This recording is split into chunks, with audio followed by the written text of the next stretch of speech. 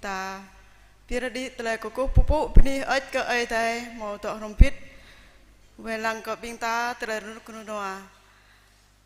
pini cơ ấy đây chiang po đi chiang pi pang ở đây lên để nôn nạm nuôi bình ta mang sa thôn cao nhiều màu tọa rồng pít ham bình ta tới rút noa mang quan này mình chiang rồi cầm nào túi bình ta màu tới chinom cô pupu cơ ấy đây cô cơ tin cái na ấy đây về lăng sa ấy đây plei pring bình ta mang tới có permpit mang tới chinom của này là non hàng sang nọ nhiều xin kính chào trân trọng kính chào mục sư chí với cô sáng hôm nay đã nhận lời mời của hội thánh chúng tôi và giảng lời Chúa buổi sáng hôm nay cô cơ tin bình lắc năm bao nhiêu ấy đây mình ta ăn có permpit của này cô có bình dạ bro mang sa đây prong play pring bình ta cô có bình dạ bro jiru bro mang rim poh play chỉ từng bằng bình tha cho có bình lạc ai lạc ra bình chơi đây là cô có bình pe bro bình hri mini bình pe trang rup cô có pi bang bình nạ ba ai đây khap anh dan mong ko này bình ta pini có ai đây chính ra hiam kla ra bình ta cô phụ pini ở có ai đây bình ta biết đi tại cô phụ bình ta của này bình ta haram biết bạc mang hara tại itu bình ta atau peni ke itu mang merupan agak nyu peni khoa cầu bình ta atau jalan sa jalan tua bình ta tuku teng bình ta pete pro bình ta atau tak tui teng jalan klau jalan pak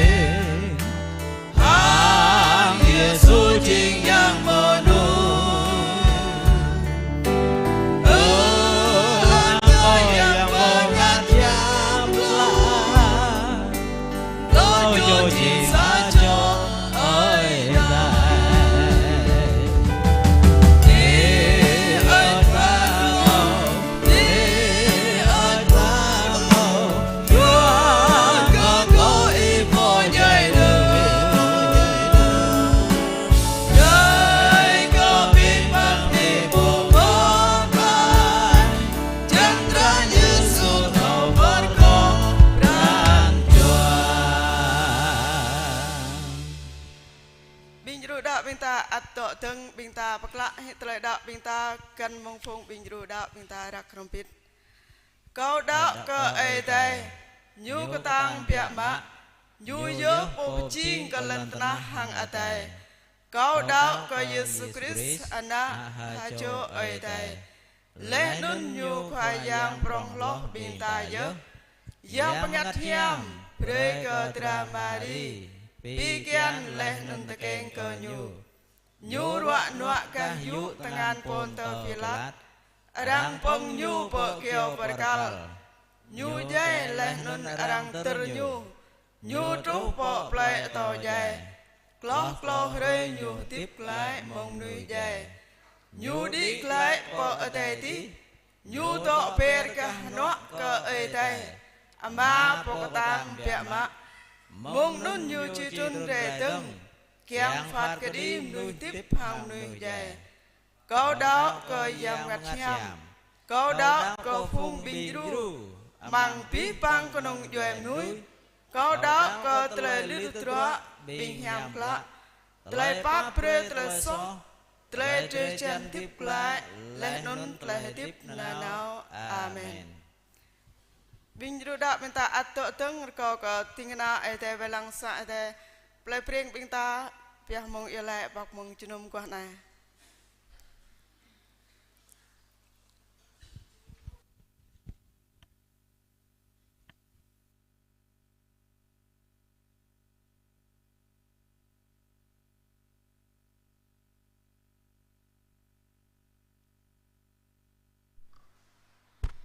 Tep kopit sapranjua. Haleluya. Haleluya. Peniki oi dai. Mo khap. Ibadah telah khap mo telah pap. Ihbat telah pap. Pha bre yang Yesus Kristus turun nah nai. Jing sa chom nu. Lagu nyopo kesap ma. Chao nyopo jeb ke kal jim neng yang song ma klah pi bang nu tengah. Big moi mak tok trem yun nyam Pha bre ke moi treh tip long lar. Mừng trah Yesu jauh kal mai bnik rồi pe mak wayang barem kuah nai pi pang pinaba pi roi pi mung lui he brak pek sang dang ma lenan pubut pi pang nih junum tar balan trah mang ya grai mau lu poploi mang ya tir mau lu nih junum mai kopit nih plek nai sa pranjua kumpu kang ang nan wayang kau pap kau dah kau jing sa chom ni soh duat mang bang lah bang naba emon benang lapau nang trah Yesu papre non lar nai mer kau pha bre te tim yang yem hiam kit kai walang pranjua kau lah rim chuk mai kyang mung mi jum nai bo mo yang pakon tong ta mai kon kumpu kon jari hidot kau le tim yang yem hiam dok hambit po kit kai walang mahdrak non mau kul puluh doh jurubing doh non habis pranjua padah poh miap nyu yang peto blang julum kopi bang tame dan nan jurumin gong pro juru brepe bing gong pro yang jurubing doh je long pro hiap ba bre le ang ketuh nan le to bit men mang pi bang pro to tui mang tre lai mang tre pier mang tre peto blang juru menting na mục sư bồ bình chí nhu chép to habis pranjua nang yem hiam wa bah jah nyu to blang pram brek me get lại mọc to cái nhiều lẽ kiêng grim chok mày mạo tụ lẽ prong tôi mang đạo gặp tôi mang là hủy phụ yêu quay rồi này mà ắt mày tơ mình dòng tơ bạc mày màu lúm nước duyên tâm rạ tiếng nãy han tiếng nãy mà hành là nên tiếng nãy mà will là nên lúa bọc quan trăng màu tơ rạ nọ bu tuy trúc chừng ô mà có ít chừng nhung vất bình nạp vậy nã cho tar ba atau mau thamea butuh Raymond có chọn ngui chừng lum tang đạo nhung Raymond khỏe rồi này mà có tọ tham biết kết cây pan chuột lại min mik mày chỉ tông mung này trổ lứt rồi chừng tụt nhằm rim chok mày mày ní khoai yang express amen Bang phong sa ai tại bên ta tọ per bên ta lắc tăng mang rạ lại to mro club lúc năm bên ta hắc ma ác pian Noel rồi khoai yang Yesu trôn rè có nhu ma ác Noel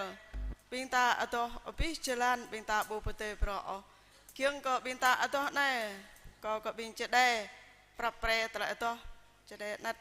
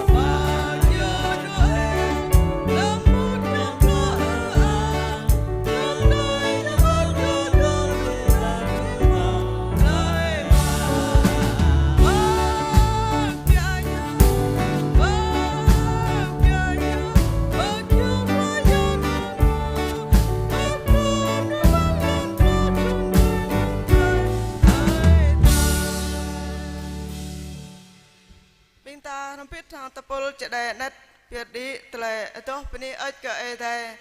mang rạ tele to treo nát bro chú blue cloud có nhiều rễ pe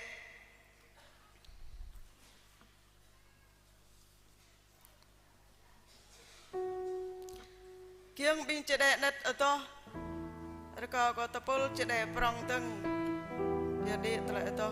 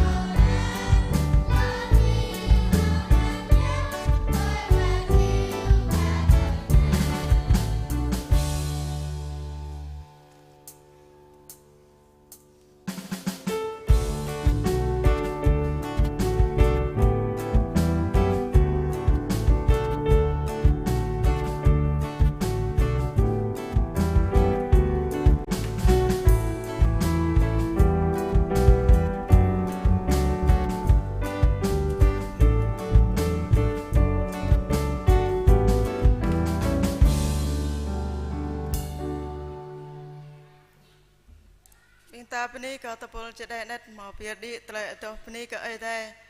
mục này tung tạo tôi khul chết prong ở đó bằng tới ở đó mro torapan ở có nhu bề ở tông trăng ro có tập bol chết prong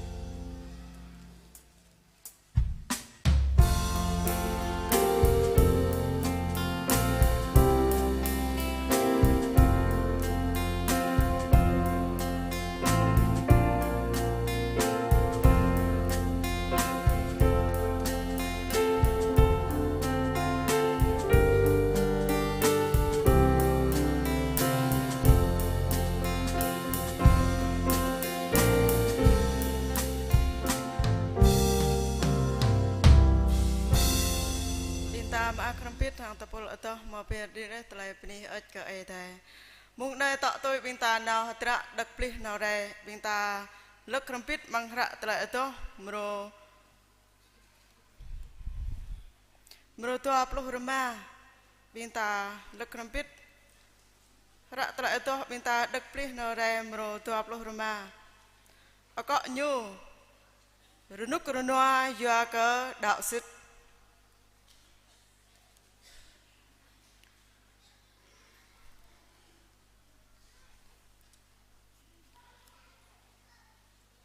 bên ta chưa từng bắt đất có tờ cloud bên ta đất chỉ làm tạo tôi dua ke biết bên lời tu yang pengat ai tai tui pa kunyu nun ching bên na ai tai Doa cơ yam ngắt ơi đại phàm bre bu jing ki ngạ lôn hàng bộ huy ki đừng ô sao mó đại lại yam ngắt kiang tùy bị jing ki na cơ ơi đại lại lớn mong tờ lời từ miệng ngắt ta khiến nhiều đi cơ ơi đại mà yam ngắt yam yo po pasit tram mang pengat chua bên ta ke telai ta ching na ta cho ai tai ta chiên na cho ơi đại ta tùy chiên bộ tú mã còn ngàn mân tú mã còn ngàn ơi đại biểu có biển na nhu lấy nun chiên bộ tú mã còn ngàn ram hàng Chris ta xít dạ mã ta tú tலை rọa nọa ram hàng nhu ta chỉ tùy tú tலை ang yang ram hàng nhu mân dua ko to yap trai ro no ta kir tu ra nai bu lap kloh no oh pekanar hang trai ang jang ai te chi perdah pre ka ta te ta thầu lẽ mang bí băng tờ lời ơi đại pre tru cơ ta lên có chiên hí nham có biển núi khắp có ơi đây so sel riêng biển núi nhu mò dầu mạ túi hàng tây nhu một cả lầu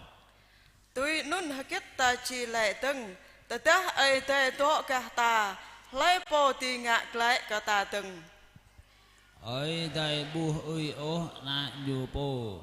sa mọ mò giàu lui hi gỡ doa cờ biển ta hiếm nhu bu chma ô hạ bơi bi nam con đưng cờ biển ta rom hàng na nhu nun lai po tui paklah hi ta meng tlai kris khap dỡ mỡ tlai ro no tlai trap tap tlai rang ketu chua tlai pa mahal tlai bun jin tlai mi hiut bota tlai jai Arang bí băng tờ lời nun biển ta tùy hí sọt xèo mong po mô khắp cơ ta dua ko thau sit bu mo tlai kit ti pachlah hi ta meng tlai oi thai khắp mang Chris Giêsu chiên khoai giang bình ta tlai jai bota tlai tiếp kan ti pachlah le bing lin chang hiam bota bing khoa moa ate ringit bro amno arkao le bota bro amno amratu bota tlai ti katang at kan ti le ngít lom bota lom lam bota bí menang nó ơi đây bị chiên ắt bù tùy bạch ta ô mong tờ lời khắp ơi đây ra rom chran pan mạng lan plu pa cho ko lan plu pan lan tua plu pan lan klop plu sa klop plu tua klop plu ma klop plu chu klop plu terapan mung đây bình ta na tra tọ tôi bình ta rampit sai mang tlai to pni ka ai đây mang tlai to khul bing lak ai lakra mang mro tlai to mro klop plu klop bing lin chang hiam to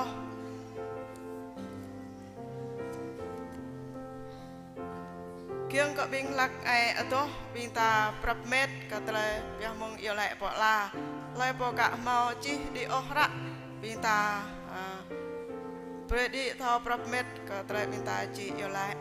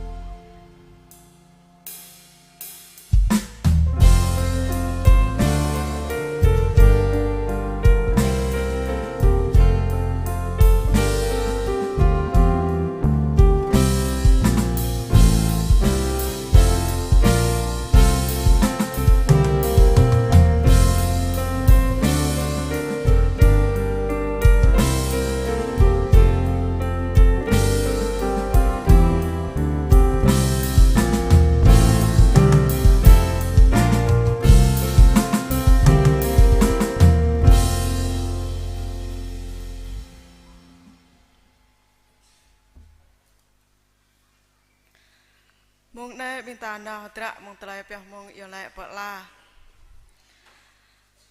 mong quát đây bình ta yêu lại cơ tăng ra sai đây bình ta bằng đi sai đây glom bợ tông liên hội ti yêu lại mình cơ tập bợ la mang qua yêu lại bình ta yêu lại cơ tiếng na ai đây và năng sai đây ple pring bình ta nên chinh tiếng na ai đây ai dạ misen lệ nên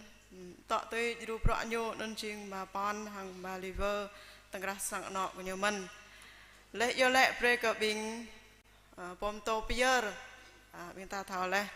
lệ bình ta sang giang tọt một xã để prong bình ta lệ cơ bình dạ pro bình chân bằng bình tha cho bình lạc ai lạc ra chợ đè bình ta ắt yêu lệ pre cơ phùng bình du đạo bình ta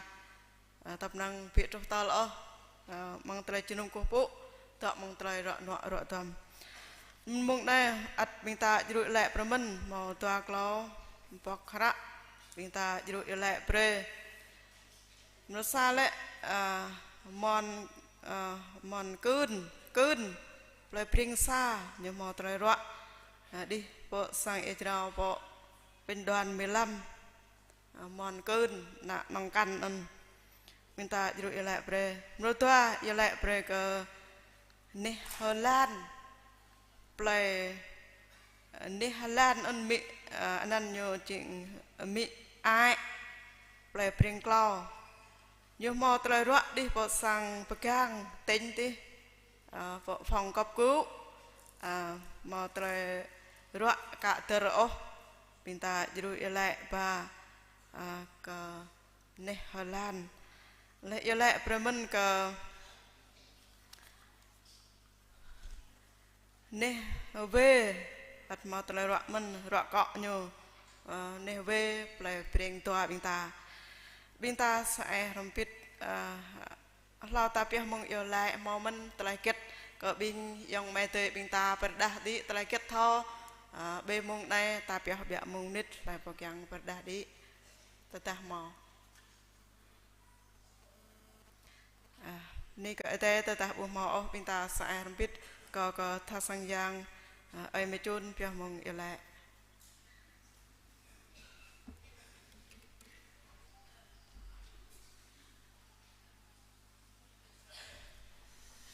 khoa giang ấy thế phía đi là có phú hàng bên này ở cái phòng prin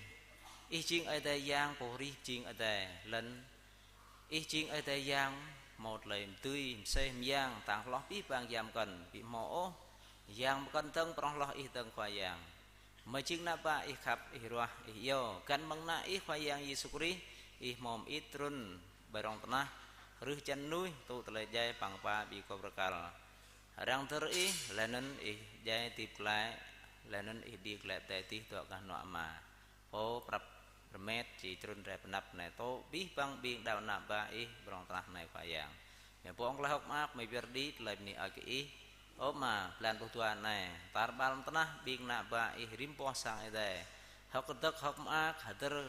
khai yang có talai trôn rè khử chân núi là tô talai lụa cũ khai yang ta keng rai bài war sai hormo bau kiri kiri bakterak khai yang lại nun chang khờ đa có lại khắp đa lại pap còn lại mình làm việc mà khai yang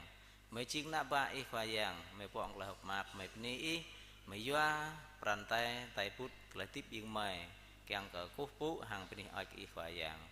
quan này khai yang có tầm nắp bên nắp phong sang ở đây giờ lại bỏ la về cầu bữa tôi hàng po bilang mau dah di mengkuah naik wayang. Kalau kau hang yêu naik terjeru bing nak ba mau cim di hara mengkuah naik. Khayang. Kau po jeru men kar hang mon kun lai bring sa mau cih di mau lai ruak. Kau to ram jeru len juhlum sesuai plau bre tôi hang lai khapa pi wayang. Warga Nehlan lai bring plau kerkai men lạc tọa đi bisa như trao lại từng trúc một này cả từ tạ phải dạng mà khoi po lang trun lại dru phải dạng bằng biết bằng từ lại rọi tâm ở biển nạ và mò để tới cây mò bạch trăng mò con nàng có do có chiên ở đây dạng một xe giờ có ý chiên ấy đây giang một là xoay bắt lao về ô khai giang khá thằng ý một trôn rê điểm tí và xoay bắt lao về giúp ta lại ruộng nó ruộng tuầm thì mò ô ta lại ruộng bạ ý vì tôi xoay bắt lao bắt khai giang có tới du mình còn này về một đàn đi lại riêng tua một lại ruộng mình ruộng có ô khai giang khả năng có lại tí xem giang ý tổ hầm nghe mong lo cho một đàn đi nun tổ lỗ biên nạ bà ý một lại du doam tuầm ruộng đã do sang po le do đi sang Israel har ko yo la ý terju ko tôi ai han do đi po sang Israel mình ở khai giang bệnh viện 211 tí một là ruộng lên sang nọ như một là ruộng mình còn lệnh xe khai giang một là bớt nàng ý po ju tóm viết thằng lỗ biên tiếng này cân đã ruộng tôi suy thun yun lan rồi hàng vài lực ô khai giang tọa đi về chào tàu về bùr ý thầu biết lại nên lại ruộng nọ ruộng toàn biên nạp bãi bằng rim po sang ở đây là nên po nick nạp đi sang Israel lùa làm bị mãi á nàng có ý po ô mà chỉ ở đây giang mẹ đáo giang mẹ nang mẹ in mẹ á mẹ bị chăng cả nàng có ý nhớ biết bằng lại ruộng nọ ruộng toàn ý về trúc nên nước nam biên mẹ nên chiên nọ pa mừng lại so mừng ở dạ mẹ đam bà ré la trúc rạ này ô khai giang mà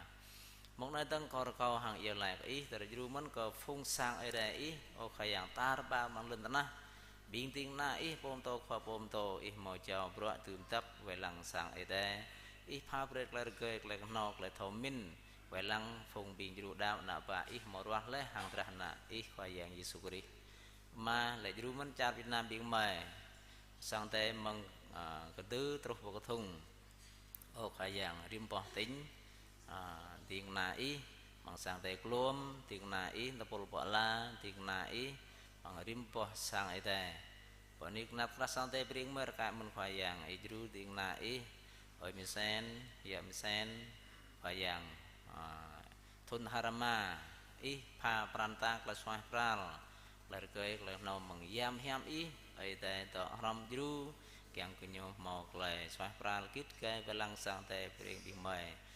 bắt lần dứt lần lạ ô khai giang đi ai lại đau có chấp mang lại đau khai giang là nên bị ru mình có biên ru bữa cứ nhau rồi còn tiếng nam mà liver tiếng này mà pon là nên pom to biếc rụp ai lên na ai twin ô khai giang khả năng ai po ru là nên tóm biết cứ nhau cái mình của ai bước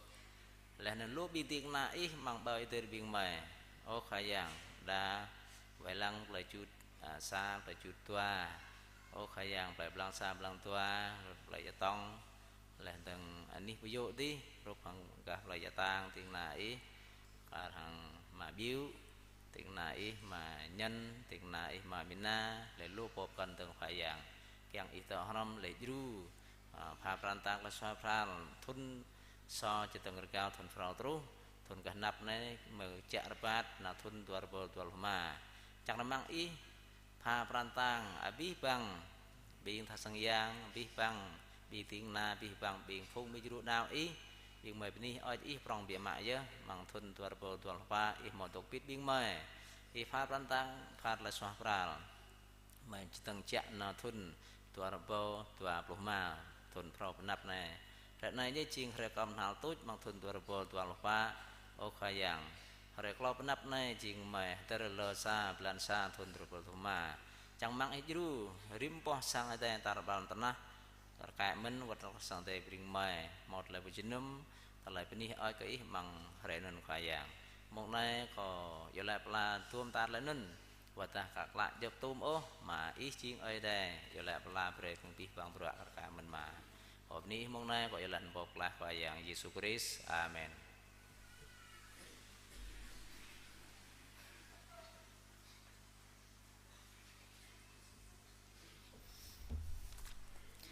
một nơi bên ta nào tra mạ tele pier bên ta ter ni ke ai te pi bang bên nạ ba ai te mo pier tram kenam pier pre pete ko bên pa cho tha sang giang bên ta rampit lek mangra tele itu mro satu klau puluh pa bên ta itu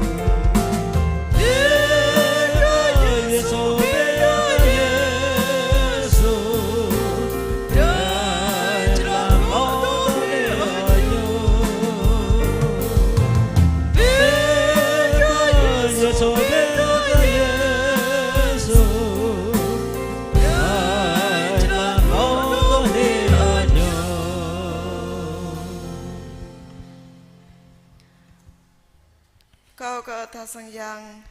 makan di repana piah mengiola.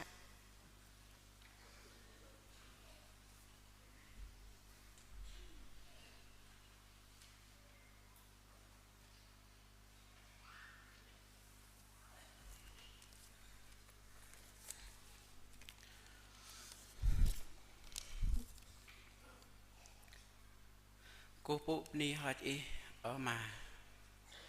ý chiên ở đây bộ một lại tươi lo có biết bằng vàng ý chiên giang ở đây bộ một riêng chiên ở đây ở biết bằng nồng nó mang tè nghít mang lên ta mang yết sĩ vứt thằng nạn nuôi năm biển của mày mình ý chiên giang ở đây một lại khắp một lại pa prong prin lại khắp lại pa ý glong lo có tè nghít glong làm lo có yết sĩ làmแต่ถ้าบินก็ไม่แข่งเต้นยับตะไลครับพังตะไลปาบีบินก็ไม่บุนำจุยับโอ้มาบินก็ไม่นี่ฮอดอีมามาเฮยบินก็ไม่จิงนุ้ยซอซาดกิเกรงดอกมังลันตระในบูกึดซับอีโอและนนงะล้มตาไหลงอดระนับอีสมอมาเฮยอีอัดขับบินก็ไม่อีอัดปาบินก็ไม่สมออีอัดไปแก้วต้นอนาอีควายยางเยซูคริสต์ต้นมังลันตระในตู้ตะเลยใหญ่ตนาบและนนตู้เลยร้อนวะและนั้นล็อกก็นนตึงตู้เลยใหญ่ใบเกี่ยวประกาศยัวก็เลยสอกกวัดปีบังนำด้วยนำบินก็ไม่เอาควายยางมึงกว่านายเอามาก็ไม่ปนิหอยอีหมอตัวทำปิดเดินพาไปเลยแต่ยืนยามอีดังมึงบินติงกันนาอีบินท่าสังยางวัดก็ปีบางบินดาวอีเอาควายยางตีหมดเลยใส่ปลาดีเรกมังสังยางอียอดดีปราณจัวแต่ละที่พริมโจก็ไม่มังแต่ละกุ้งปุ๊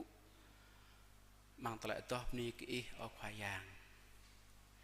และตั้งปนิหอยอีโปมันหมอต่อทำปิดยูเบรก็ปีบางบิงนาบ่ายดีวิวังมาประมังสาเรกมในอีพาตลเบรตไหลยืนยามอีมังตะเลยไม่วิวังมาประพระได้เจ็บประงะมาได้งะคงยันก็สู้ได้งะไทยไก่ในต่อได้ปลาหรึกซึกได้กรอจานยันยุได้กรอปุยนุสมอควายยางมังปีบังกระน้ำบิงก็ไม่ตีเมาบิงไม่ตีตุมะอควายยางบิงไม่เท่ากันอีโปรีบจีงไรอีโปพาเปรก็ริมโจก็ไม่ตีจัวตีมะโตมึงอีอัดกระแกมันมึงกว่าในก็บิงหน้าบ่าอีหมอเตอร์ตังยานี่ก็อีหมอเปลเล่ใบกระทุ่งปะโจยองเตยก็ไม่หมอมะเล่มังนนอควายยางดาหมอมันพิจารณาจันมังปลุดาพิจารณาตุยหังปราณจัวก็ยังมองปราบเมตเลยสมอควายยางอีมอแหละมังตุมระพิบอีมาอักเพียมะก็ไล่โปพิจารณาหังปราณจัวจะมามังปีบางตุมตรำนำเบียงหน้าบ่ายหมอพิจารณาหรือก็อีโปมาอักและนนมะตุหรือก็อีโปพาเบรตและยืนยามอีก็ปีบังบิงหน้าบ่ายหมอเปียดแลเอาควายยางจะตึงมึงตะไลติบตึงบังหัวแกอาซาพาเปรกญูตรำกระนำใส่หัวยำบึงสมจุดเอาปูแกงก็ตุ้มยับพิมเพลแต่ตึงพาเปรมันตะไลติบย่างกะแต่ดาวแกงก็ปรองดีตุยกจับตุยมังแต่ดาวพิมเพลแกงงะเบืออ่างนันอีออกมาแกงก็ปีบังนุ้ยเท่ากรันเท่าปูกันมังตะทิบก็บิงไม่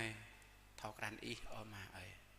mừng qua này có bây giờ chào đi tôm trăm năm có việc nạ bà ý mà bây giờ lại bệt ngàn vàng ý có bên hết ý mừng này gọi lại khoai vàng gọi Jesus Christ Amen.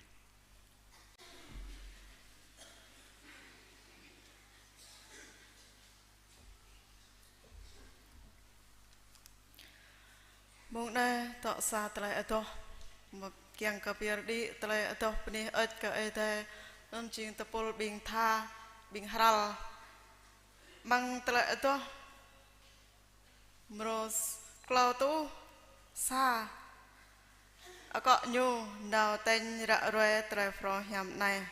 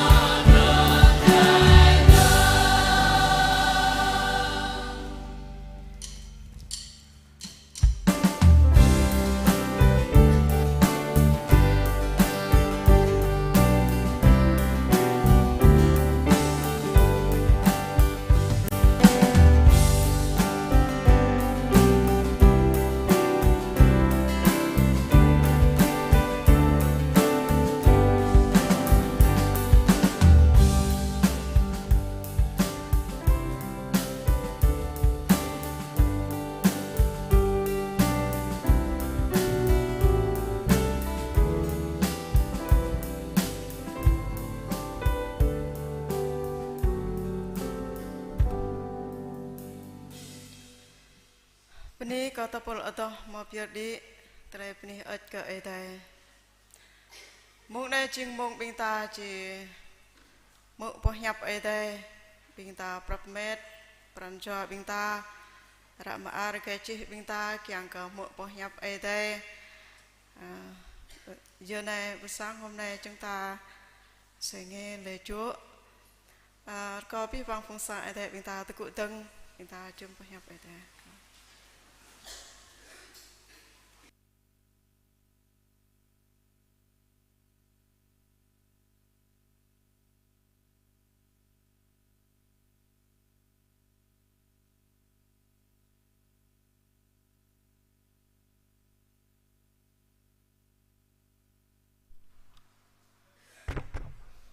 Cảm tạ ơn Chúa cho chúng tôi được thờ phượng Chúa với hội thánh sáng nay, và cảm ơn ông mục sư quản nhiệm, các đệ tử Chúa phụ tá, ban trị sự chấp sự cho chúng tôi được học lời Chúa với bạn em sáng hôm nay. Chúng ta biết Chúa Giêsu Giáng sinh ngày nào không? Người Công giáo họ nói là nửa đêm 12 giờ khuya 24, thành để họ hay thức nửa đêm để họ làm lễ Giáng sinh. Còn bên Tin Lành mình thế nào? Mình không biết ngày nào hết, vì Kinh Thánh không chép. Nhưng chúng ta biết rằng cái ngày đó là một mùa đông ở dưới Do Thái, và nó lạnh lẽo. Thành để mình thấy những cái hình ảnh người chăn chiên là đốt lửa. Nhưng bên Chánh Thống giáo, bên Nga, bên Ukraine và các nước ở Thống giáo, họ ngày 7 tháng 1 đầu năm là ngày Chúa Giáng sinh. Thành như chúng ta không biết ngày nào, nhưng chúng ta biết Chúa đã bỏ thiên đàng vinh hiển đến trần gian để tìm và cứu chúng ta. Thành thử không phải là một ngày, nhưng là Giáng sinh thế nào? Mùa Giáng sinh. Vừa rồi tôi đi Khe Sanh, Quảng Trị để giảng Giáng sinh. Và ông mục sư ở Khe Sanh, ông nói rằng có 34 điểm nhóm. Tức ông có một nhà thờ chính là Khe Sanh, 34 điểm nhóm nữa. Và 34 điểm nhóm đó là từ ngày 1 tháng 12 cứ tổ chức Giáng sinh cho đến ngày 31 tháng 12 luôn. Thành thử chúng ta không quan trọng ngày nào, nhưng là chúng ta kỷ niệm một ngày Chúa Giêsu ra đời để tìm và cứu chúng ta. Nên cảm ơn Chúa sáng hôm nay, xin Chúa cho để hội thánh tại đây, dù là chúng ta qua cái lễ chính rồi, nhưng hôm nay cũng là ngày chúng ta nhắc đến chủ đề bình an trong Chúa mà Tổng hội đã cho ra đề mục của năm nay. Chúng ta mỗi người cầu nguyện với Chúa, sau đó tôi sẽ cầu nguyện. Mỗi người thầm nguyện với Chúa. Xin Chúa dạy chúng ta lời Chúa sáng nay. Lạy Chúa, xin dạy con lời của Chúa để đầu mùa Giáng sinh này chúng con biết Chúa đến cứu chúng con. Xin thương xót và thánh Ngài tâm viếng gìn giữ từng người, để hết thảy đệ tử Chúa ban trời sự trợ của Chúa sống trong tình yêu bình an để Chúa chờ. Cảm ơn Chúa vì sự bình an của Ngài ban cho, không phải như thế gian cho. Nên Chúa dạy chúng con đừng bối rối và sợ hãi. Xin chúng con tin rằng ngày cuối cùng này bao nhiêu biến cố xảy ra, Chúa tể trị trong mọi sự. Và sáng hôm nay chúng học đề tài là bình an trong Chúa. Xin Chúa cho chúng con có thật sự bình an trong lòng, không lệ thuộc hoàn cảnh bên ngoài, mà chúng con được bình an hòa thuận với Đức Chúa Trời, bình an với anh em chúng con, và chúng con sẽ được thỏa vui trung tín theo Chúa đến ngày cuối cùng này. Chúng con cảm ơn Chúa. Xin ban phước đầy tớ Chúa tại đây, ban phước cho ban trị sự chấp sự hết thảy của Chúa thánh Brand này được ơn của Chúa, để chúng con cứ sống đẹp lòng Chúa, khá giữ trung tín cho đến chết. Chúa sẽ ban mão triều thiên của sự sống. Chúng con dâng giờ này trong tay Chúa, xin Thánh Linh dạy dỗ chúng con nghe lời Ngài. Chúng con sẵn sàng đây, chúng cầu nguyện nhân danh Chúa Giêsu Christ. Amen. Cảm ơn Thánh. Xin mời hội thánh an tọa.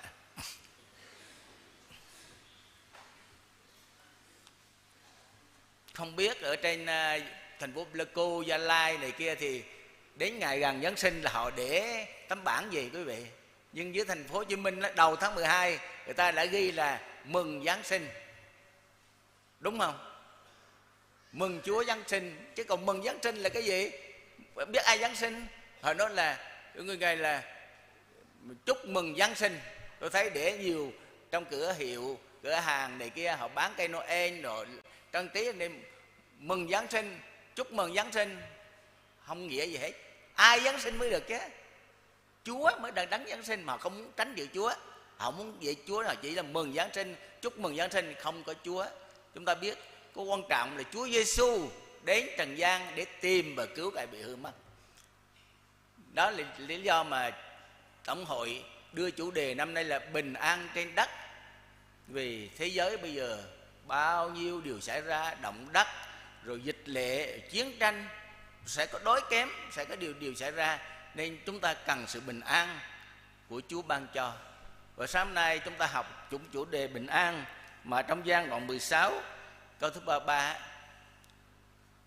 ta đã bảo ngươi những điều đó để các ngươi có lòng bình an trong ta. Các ngươi sẽ có hoạn nạn trong thế gian, nhưng hãy vững lòng, ta đã thắng thế gian rồi. Không biết ai có câu đó, câu gốc này ở trong bản Kinh Thánh Giê-rai, đọc giùm tôi được không? Xin đọc giùm bản Kinh Thánh Giê-rai. Đây là câu gốc. Ở Giăng đoạn thứ 16 câu 33. Ai có sẵn của cái câu thánh là cái đọc đấy. Giăng đoạn 16 câu 33.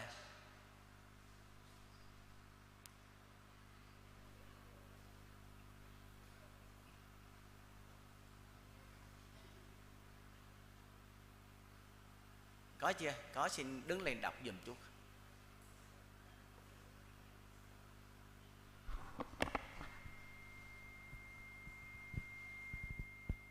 Tin lành Giăng đoạn 16 câu 33. Đọc bản Kinh Thánh Chiến Giê-rai. Rồi để xin thầy đọc. đọc. Dạ. Có mò lẹ lại tôm tele nun có bình ghi keng có bình ghi đi mau tele nút noa mang câu bình ghi chỉ mau tele tanap tap mang lần tana sama do tanap do kejap mang peran jua be kau mau đi lại hàng lần tana. Rồi, cảm ơn thầy. Đó. Trước khi về trời, Chúa nói rằng ta phán điều này trước, chứ không phải là không nói. Phán để các ngươi có lòng bình yên trong ta. Các ngươi sẽ có hoạn nạn, có bắt bớ, có khó khăn. Các sứ đồ mà khi Chúa bị bắt rồi là họ cũng chạy trốn hết, bị bắt bớ. Và Chúa nói rằng các ngươi có hoạn nạn, khó khăn, bắt bớ vì danh ta đó, nhưng hãy vững lòng. Tại sao vững lòng?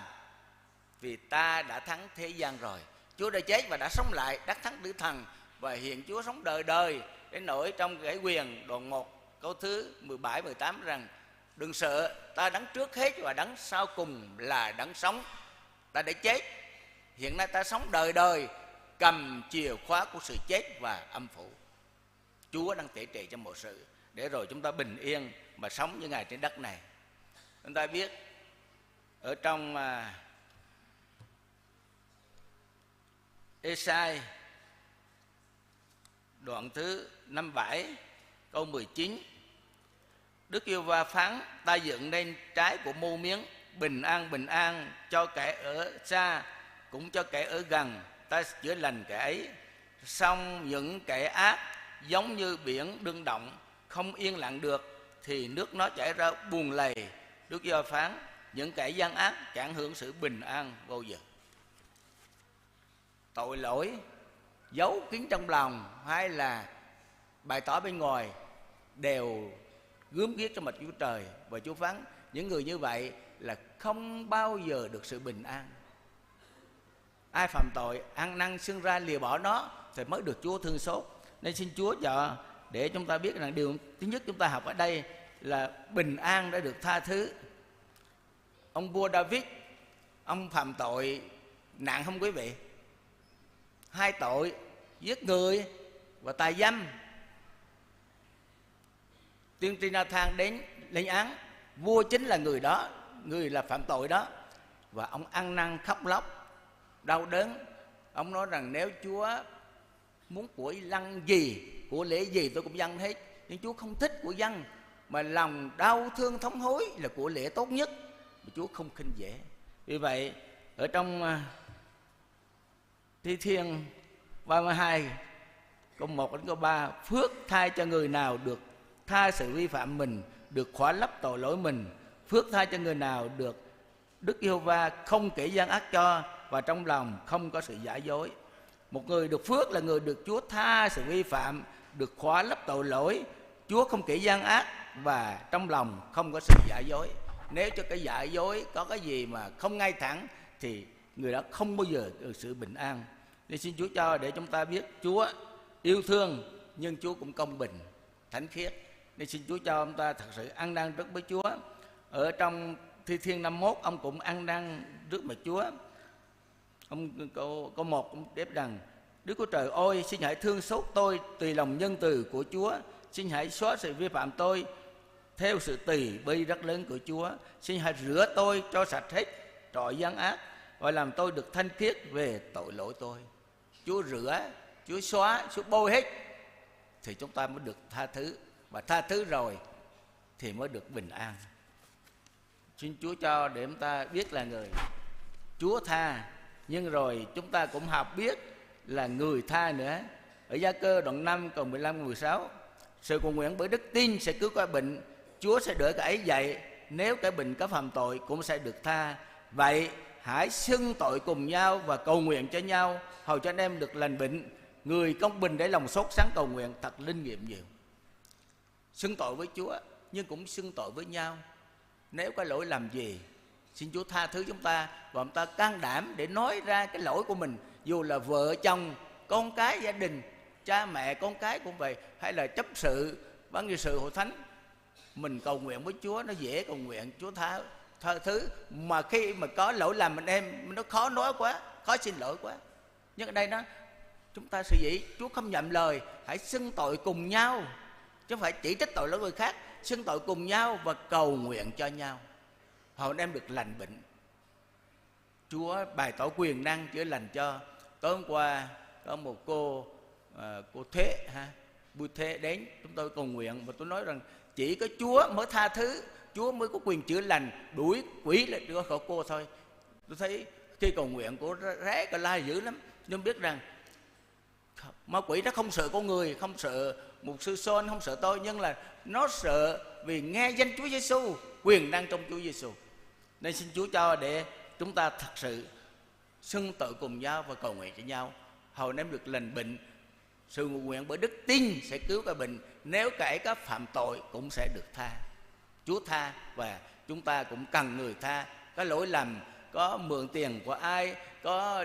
lỡ lấy cái gì của người khác mình không để ý, mình lấy rồi bây giờ phải trả lại. Từ quyển sách cũng vậy, hay là một cái gì, cái thùng, cái nồi, cái gì trong nhà, có ấm nữa mà mình quên, mình không để ý, thì bây giờ mình xin anh em tha thứ mà mình trả lại. Vì Chúa muốn là mình có hành động cụ thể, chứ không phải chỉ nói không. Nợ ai bao nhiêu, thiếu bao nhiêu chúng ta trả đàng hoàng. Vì nếu mà không trả thì lên trên đàn chúng ta cũng không thiếu một xu được đâu. Nên cẩn thận. Có người nói là Covid chích thuốc vô rồi bị Covid quên hết. Nhưng là khổ cái là mình nợ người ta rồi quên, người khác nợ mình là không quên. Cái đó không phải. Chúng ta cẩn thận để rồi trước mặt Chúa biết, để chúng ta tâm lòng trong sạch để Chúa tha thứ. Bây giờ chúng ta học đến điều thứ hai là bình an trong hoạn nạn. Chúng ta biết sau 75 ở trên vùng này khó lắm. Tôi nhớ tôi lên một sư bối là kêu là Lady đó, và cảm ơn Chúa bây giờ cô Lady làm chấp sự và hướng dẫn chương trình sáng nay rất tốt. Khi lên đó, một sư đối đi xe đạp tôi cũng đi, và một sư Bảo Minh Hùng, rồi một sư Rùm Má Lới, rồi sư Bét. Hồi đó sư Bét đi ở trong ngoài Bắc về, rồi chúng tôi đi xe đạp, và đi đôi khi đi tới Phú Thiện, Phú Nhân cũng đi xe đạp. Mà chúng tôi đi một lần đi xuống tới Tiêu Hòa cũng bằng xe đạp. Nhưng đi như vậy mà thấy lòng vui, đến giảng kinh thánh, cầu nguyện làm việc thánh, một sư Brao làm báp têm cho anh em, mà đôi khi 30-40 người chờ ông làm báp têm. Và chúng tôi đi xe đạp mồ hôi ướt như vậy, nhưng cảm ơn Chúa chúng tôi còn có hội hầu với Chúa. Tôi nhớ lên đây một sư bố tối dẫn tôi lên nhóm cái nhà nào tôi không biết, mà nhóm nhỏ thôi, khoảng gần 100 mấy chục người, ông nói chia nhiều chỗ để nhóm. Cảm ơn Chúa bảo vệ bình an trong hoạn nạn khó khăn như vậy. Chúa không lìa không bỏ chúng ta đâu. Chúng ta nhớ ở trong Đoan An đoạn 3, khi mà vua Nebukadnezar làm cái pho tượng thiệt lớn. Làm pho tượng đó là giống hình ai? Hình của ông vua đó. Và muốn là tất cả thần dân phải quỳ xuống lại ông vua, lại thờ hình tượng đó. Nhưng ba bạn của Daniel không quỳ lại xuống. Và cuối cùng chúng ta thấy vua giận dữ, và ba vị quan lá lớn, thành thử ông vua không muốn giết người đó, nên nói là lần nữa này sẽ càng để trống để chiên, tất cả nổi giặc khí lên, các ngươi còn có quỳ lại trước mặt ta không? Nếu không thờ lại tượng vàng đó thì có thằng nào có thể giải cứu các ngươi được không? Ba người bạn nói thế nào? Đối với trời chúng tôi thờ phượng có quyền giải cứu tôi khỏi tay vua. Nhưng họ nói câu thứ 17: bằng chẳng vậy. Nếu Chúa không giải cứu thì vua cũng biết rằng chúng tôi cũng không phạm tội với Chúa mà thờ lại hình tượng mà vua đã dựng nên. Đến nỗi ông biến sắc mặt, ông giận và quăng ba người này vào lò lửa. Mà những người mà trói người đó quăng vào thì lửa cũng tát những người đó chết liền. Ta thấy lửa nóng khủng khiếp như vậy. Nhưng rồi cái gì xảy ra? Vua hỏi mấy người cẩn thận: có phải 3 người không? Họ nói 3. Tại sao bây giờ ta thấy 4 người? Mà người thứ tư giống ai? Con một vị thần. Người ta giải thích rằng Chúa Giêsu đi cùng các đầy tớ Chúa, trung tín với Chúa ở trong đó, và họ thấy đi trong lửa như đi bình thường, chơi là cái lửa đó cháy được cái gì? Dây trói thôi, trói lại, còn táp, còn quần áo, còn chân cẳng, còn gì họ còn y, không có gì hết. Đến nỗi vua nói rằng kêu 3 người và đưa ra khỏi lò lửa. Ông coi thấy hết, không có bị gì. Và ông nói rằng chỉ có Giê-hô-va Chúa Trời mới có quyền cứu được thế này mà thôi. Chúa có thể giải quyết mọi nan đề chúng ta khi gặp khó khăn. Nhưng có thể nếu mà Chúa để phép xảy ra ích lợi chúng ta thì xin chúng ta cúi đầu ý cha được nên mà ta ý con.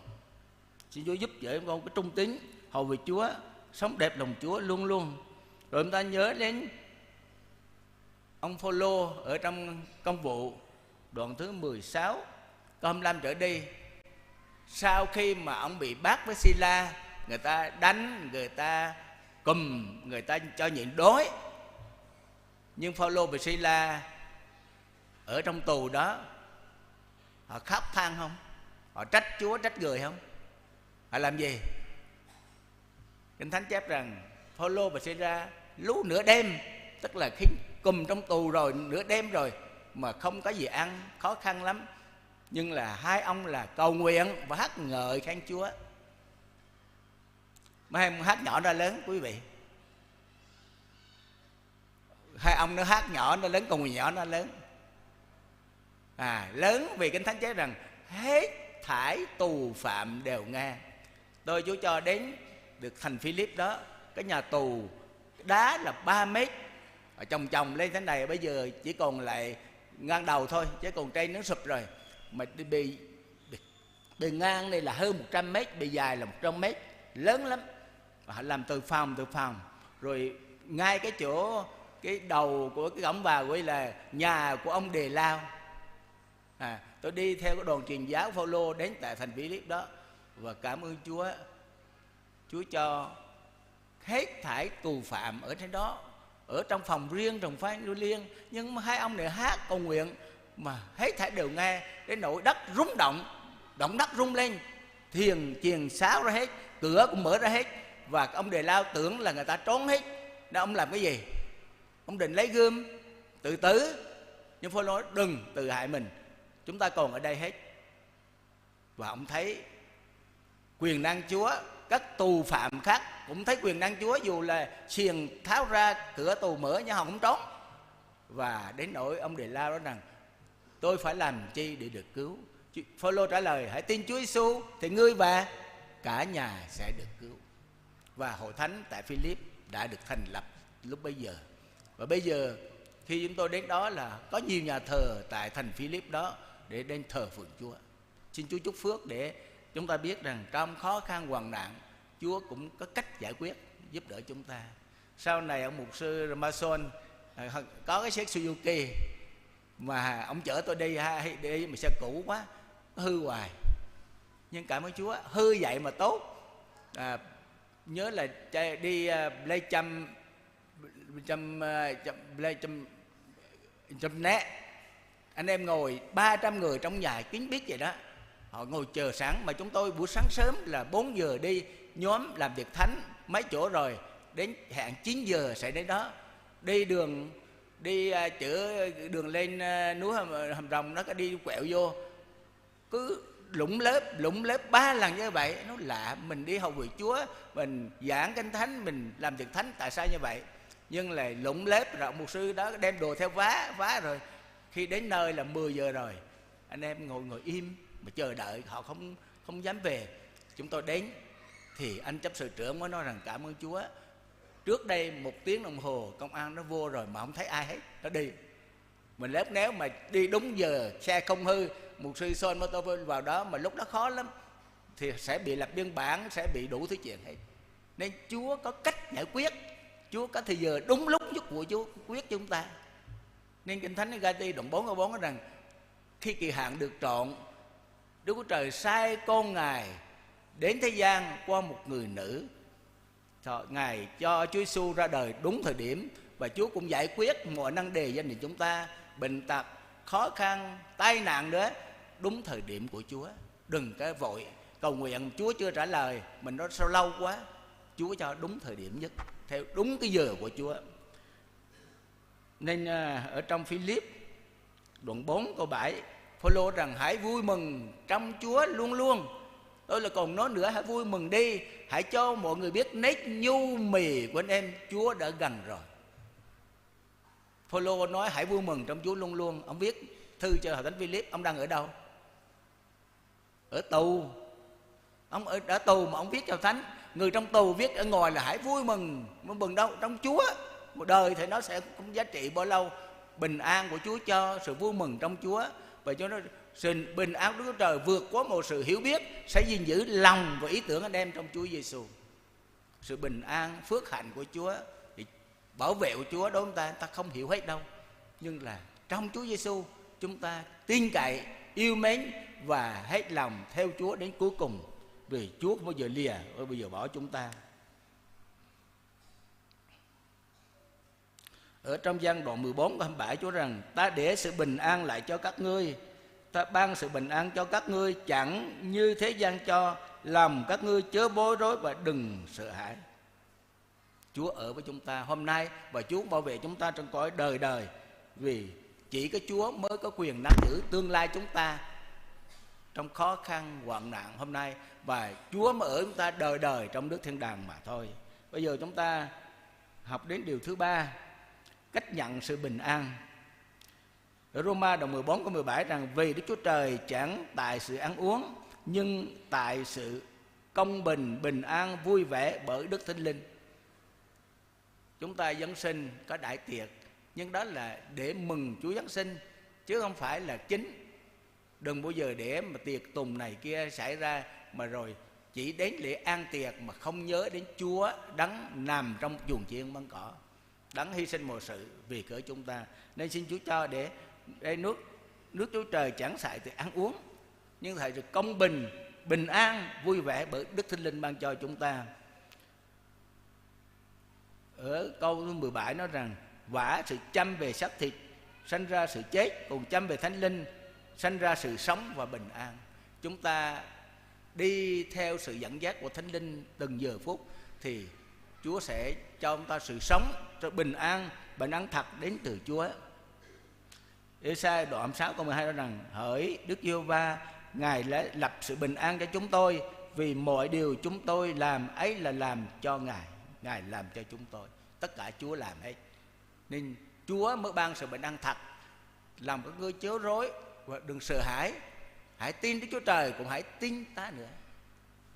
Chúng ta có tin cậy Chúa trong khó khăn, hoạn nạn, bệnh tật, để rồi chúng ta nhờ Chúa thắng hơn những khó khăn đó mỗi ngày tại đây không? Xin Chúa cho để chúng ta biết rằng dầu núi dời, dầu đồi chuyển, nhưng lòng nhân từ ta đối với ngươi chẳng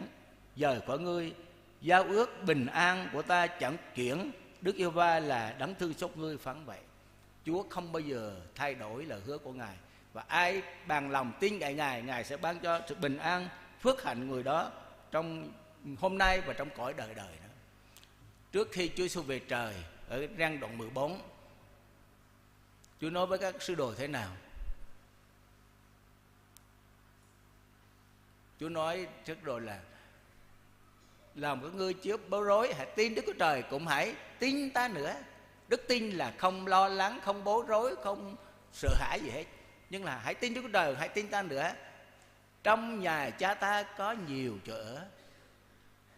Bằng vậy ta đi sắm sẵn các ngươi một chỗ. Khi đã sắm sẵn rồi, ta sẽ trở lại đem các ngươi với ta, thì ta ở đâu các ngươi cũng ở đó. Đó là lời hứa bình an hôm nay và bình an trên cõi đời đời. Xin Chúa cho chúng ta hết lòng tin cậy Chúa, đừng bối rối, đừng lo lắng, đừng âu sầu, đừng trách Chúa, trách người, trách mục sư, trách ban nghị sự, không trách ai hết. Chỉ vì biết rằng tất cả điều Chúa phép sẽ ra là ích lợi cho chúng ta mà thôi. Và cái chỗ của chúng ta không phải trần gian này, không phải là xe, là nhà, là của cải vàng để dành trong nhà, nhưng là chỗ chúng ta. Chúa nói rằng thế gian mọi vật sẽ qua đi, nhưng ai làm theo ý muốn Đức Chúa Trời thì còn lại đời đời. Giăng nhất đoạn 2 câu 17. Chúng ta muốn tìm cõi đời đời, điều đập lòng Chúa, còn lại đời đời, hay là sẽ dành cho lửa thế gian này mà thôi. Xin Chúa cho để chúng ta thật sự Giáng sinh năm này có bình an từ Chúa cho. Bình an đó không ai cướp khỏi tay chúng ta. Và bình an đó Chúa hứa rằng Ngài sẽ ở chúng ta luôn cho đến tận thế. Và Ngài đắm sẵn một chỗ rồi trở lại đem ta đi với Ngài, để rồi Chúa ở đâu chúng ta ở đó. Xin cho Hội Thánh sáng nay học điều này, để rồi chúng ta luôn luôn bình an trong Chúa, bình an bước đi khó khăn hoạn nạn những ngày cuối cùng đầy biến cố này. Phô-lô nói rằng phải trải qua nhiều nỗi khó khăn mới vào được nước thiên đàng. Xin Chúa cho chúng ta khá giữ trung tín cho đến chết, sẽ Chúa ban mão triều thiên và được sống. Xin Thánh đứng lên, mọi người chúng ta cầu nguyện để thật sự Chúa là Chúa bình an, có đem ta sự bình an hôm nay và chúng ta bình an đến cõi đời đời trước mặt Chúa hay không. Xin mỗi người cầu nguyện.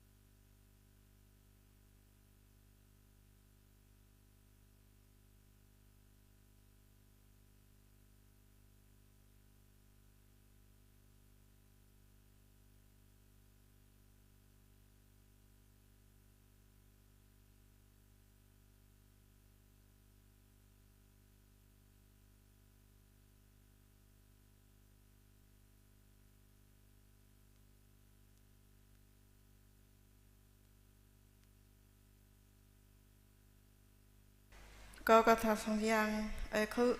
việc mong yêu lại tôi cần tao mượn lời tao nhập ấy thế.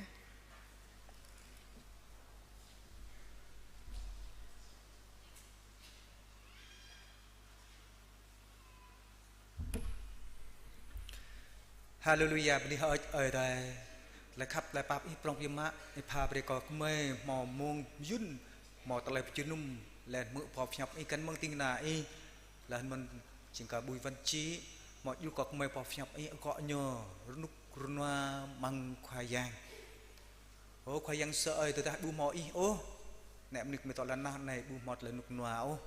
đến nào chỉ có đừng ngất sức vil lúa mà ta lúa ta lề mà người hấp ác ni hại y qua này mà ai pha về có đến chút của mày cần mong gặp nhập y mang lại Johan Trần lúa năm lần lọp lúc lâu ô khoai yang có mày ham mày mạ tút lại nục nòa giờ mặc lại khắp giật lại pap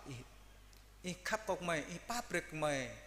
mày chỉ mạ tút lại nục nòa ni hỏi chi biểu mạ hallelujah tất cả có đến chút của mày mạ tút lại khắp hàng lại pap y của mày thoát mình lại nục nòa mang y cả mình chẳng đến chút của mày thâu pap pre lại so hàng lại từ đoạn nương nem của mày cả mình nằm mày mạ tút mừng y môi tôi tụi mình hiện đôi semua pi bằng pro các lon tông chẳng rim cho cùng mày tí ngạ phát tôi không chỉ làm ở đây ô khoai yang sợ ơi tôi đang có đến cho cùng mày to mang y mày to mang lần tận ạ sar đây này mày mò ăn y lẽ y chỉ tết cây y chỉ vài lăng cầm mày tôi đang mày căn luôn ta ta lại đừng ngất sức vul ta lại ta nạp táp trúc của mày break mày căn nàng bé y rút hang tình nãy tìm đi ô khoai yang sai rút hang sederak mesak betiko lên vật Daniel ô mà lu con nhiều tọ mang chặt Babylon căn mang tali tanap tap rang tự chọ ngạ mạng tali so con nhiều semua mà nhiều tọ có chấp mang y tắt cái vài lăng y pre tali nút con hoa con nhiều vắt rang cấm nhớ mang var among budi kayak rang klem kenyo mang var phui budu chu o ja ka kenyo to mang y kenyo mot la nuk noa cái mình ở đây thì phaไปก่อริมchu kumere này cái break này thọ kanang đạo sit y pi bang tele y chặt cái y vai lăng pha break met la nuk noa kan mang tele mach man king clean le bang ngot chok vil som đạo áo pu kenam dong ma dấp ta ô mà break nằm mê rung răng hàng đừng ngất sức vì lo break mày to chấp mang y chỉ tắt cái y chỉ lăng y pha break của mày dấp ta ô khoai yang sợ ấy lại có đến chút của mày nằm đừng ngất hàng sức vì lo hết mà tất cả mày to mang lại lúc noa của mẹ tú mạng tú lại rất lúc noa mang y pha về lại ô mà chẳng còn mày to tiếp nhằm lại tập hạ đừng ô mà bu mò tlet nách tách châm ba có bố này hàng kể thì ô ở đây giờ có tin này mọi lúc có mềm mạ tú lại làm quảng ngành chính sát lại dòm biểu mạ lại tiếp từng bằng họa của mày mừng rẽ này cá nắp chẳng có điểm cho của mày hả tiếp nhằm lại tập hạ đừng giờ lại đừng loại tọ mà của mày nằm mê là đừng ngất sức vì là kết của mày chẳng kết lại có mày ngạo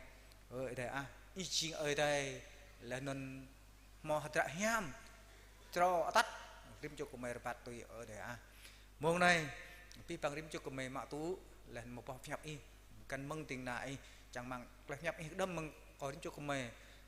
qua từ đây cả nắp là tiếp từng bằng họa của mày chẳng mày tọa có chấp mang y ở mà mong này có ni hạt y giờ đi tuôn ta là co giờ lại hắn ăn y po bục lai của mày khoai yang Jesus Christ amen.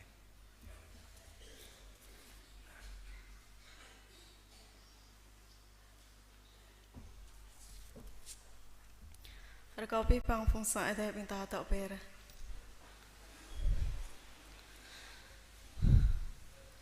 Cảm ơn Chúa và cảm ơn mục sư đã giảng dạy lời Chúa buổi sáng hôm nay. Bini cơ tiếng na ai đây là bini cơ mình ta sang giang bini cơ tập bol lại ở đó. Bini cơ biết bằng phong bị dụ đạo mình ta bên qua này mình ta chứ hatra mong trai chunum cô phụ qua này. Bình ta kiêng bình ta yêu lại khoai yang Yesu to kiêng non bình ta ato hallelujah có tiếng na ai đây và năng sa đây plei preng bình ta yêu lại ở myun kiêng non bình ta ato lại mất trai pata mừng po chi ra là tao toa mất trai padak mừng bình dạ cái nam bình ta mò mà ác là Noel rim cho bình ta tự cụ từng rắm biết bình ta yêu lại khoa yang Giêsu to ở mà có mời tọt bằng tại tí hơi bre nan ít bộ phụ cơ nhằm lạ bre tây ít vài lần lần tna chia trú bre tây ít kyang trú bộ bê lần tna car rang từ cứ tây ít kyang bằng tại tí bre có mời nông họ giúp lim bre pa bre lơ sóc mời mò ngã car có mời mò pa bre còn nửa sóc có mời năm lui có mời lệ bằng tây blue ó sa mốc lái có mời bằng bộ sạc bài do cơ thể chặt bắt đầu làm giang lẽ nôn lại ăn giang béo cái ít bôi cho tầng đường đã rạ lâu trú bộ từ từ tí là nào amen